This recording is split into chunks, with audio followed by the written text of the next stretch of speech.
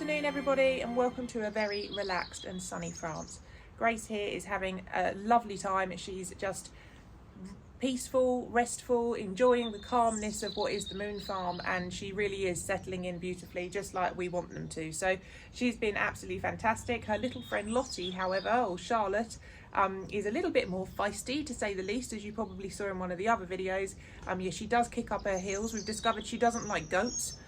So the goats are not allowed near her field because they're not welcome, and Lottie makes sure that is known.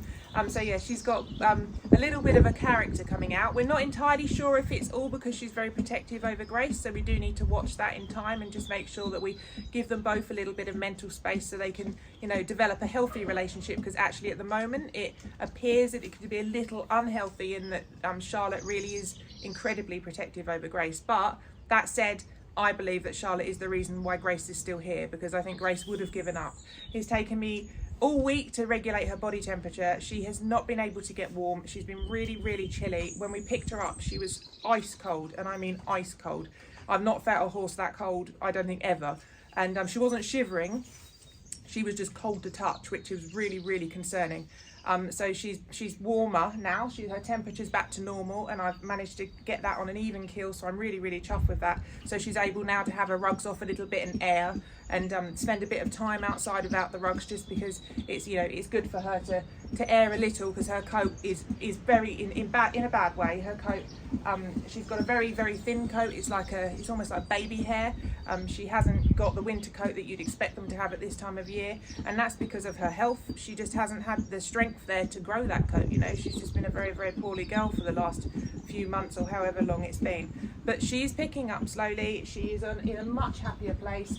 I'm looking forward to giving her a bath, but again, at the moment we can't do that because I don't want her to get wet and chilly again, because it's taken me a long time to get this temperature back to normal again. So we're waiting on the blood results, and hopefully they'll be all clear. The vet seems to think they will. He said, you know, they look in good health, and there isn't really any reason or anything that would appear obvious that there's an issue. She's putting her weight on nice and quickly, which is fantastic. Dear old Charlotte looks fabulous. She's putting weight on very quickly, and yeah, it's certainly, as I say, showing her character that's coming through. So I thought I'd just spend a bit of time today giving her a groom and showing you a bit of loving, because I think, you know, people like to see her being loved, because she does deserve it, dear old girl, don't you? But she's 28 years old, and that is the equivalent to like in her late 90s in human years. So she's a dear old lady that deserves nothing but love, and you know, to end up in the condition that she ended up in is absolutely unforgivable. And Nick, my husband, is far better at talking to you about the bits that we want to do, because I become very emotionally involved, and I actually can't I'm not very good at that. So I'm far better at remaining calm and looking after them and making them well, and Nick is far better at being the face to front this, because yeah, as I say, I get emotionally charged and I really can't help it, and I'm not the best person for that. So yeah, you'll see lots of Nick and probably less of me when it comes to the horses, because you know, I do the looking after of them and the bits behind the scene, and obviously all the filming. I do filming and all the editing. So, but the bit where Nick tells the story, it will be Nick doing that, because not my bit.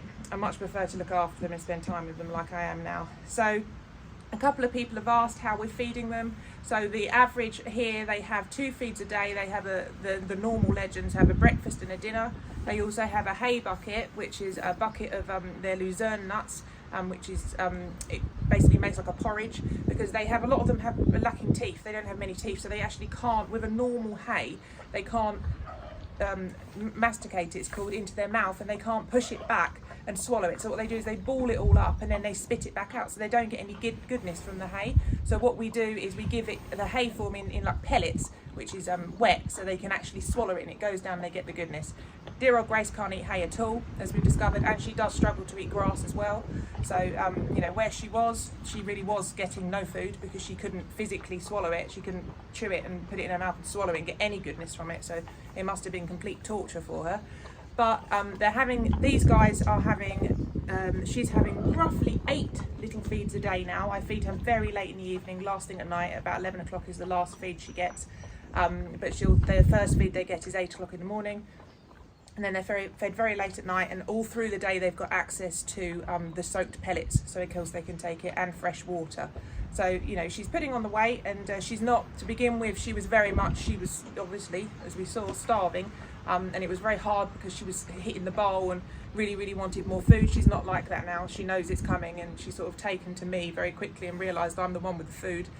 So as soon as she sees me, she's like, oh, here comes another food, and she's not so worried anymore. She's not anxious. She's much more relaxed, and that's seen in the amount that she sleeps. You know, 70% of this week has been flat out on the floor, fast asleep. So yeah, she's a good old girl, and I'm just so relieved that we managed to get to her, and you know, that she crossed our path, because she really highlights an issue. And I hope that, you know, with your help and with us doing what we're doing, and you know, keeping the stories positive and keeping the stories, you know, in a good place, in a heartwarming place, that we can push this forward, and hopefully, you know, as Nick said, get some sort of ruling passed that this isn't allowed, that this isn't acceptable. And yeah, it's just not okay. So anyway, I'm going to groom this beautiful girl. I'll let you see, you know, how much she loves it, because she really, really does. And yeah, and then I'm going to go, and we've got lots to do this afternoon, of editing videos and picking up children and doing the washing, and there's loads. It never ends here, never ends. But we'd just like to say a huge thank you to everybody. Do you know, I cannot keep up with the emails, the comments. All of the donations have just been mind-blowing, absolutely mind-blowing. On every different platform we're getting donations, and I wish I could answer you all, but I just can't. But just know that I see your comments, and my heart is fit to burst. It really, really is. You know, after years of trying to get their voice heard, it's being heard, and the generosity of you guys is just absolutely unbelievable. And as I say, I don't think I'll ever get over this last few months with the horses. And you know, to know there are people out there that are not even horse lovers, but can see that, you know, this situation is wrong, for me, just, you know, as I say, I'm fit to burst, and just so proud of all our horses and all the legends, because they deserve this so very, very much. So again, thank you. I'm going through all your emails. I'm getting there slowly. I will get to you at some point. If you've sent me an email, I will answer. It's just taking me a little while, because I'm having to find it in between, obviously, baby and horses and everything else that we do. But I am getting there. So thank you, thank you, thank you from me and Grace and Charlotte over there. We'd just like to say thank you, and we will see you very soon. Bye bye.